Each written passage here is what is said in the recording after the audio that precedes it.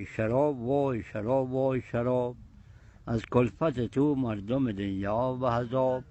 مردم به پیت فتاده حیوان گردد، صد حیف به تو که تو ز دنبال کباب. هر کس که به عشق تو گرفتار شده است، گلباغ جهان به پیش او خار شده است. نه جامه به تن دارد و نه سیر شکم، می خواند سرود وای شراب جان شراب.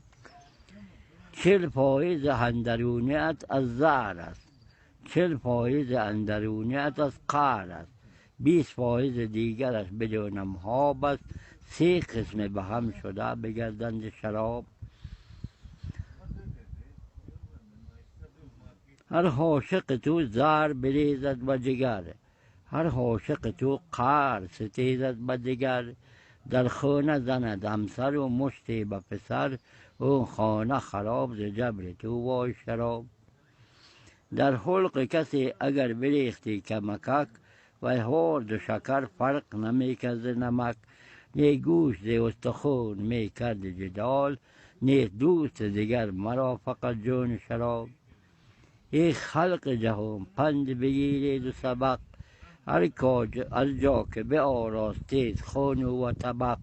باید که در اون نشد شراب و نه عرق، را دادن وی نیست به اون خانه ثواب. پیری که همیشه مست و مستا میگشت، در کیف شراب شاد و خنده میگشت. در آخر کار در تی زنده میگشت، صدگونه جفا ز جبر تو وای شراب. Eu vou te dizer, todos te iban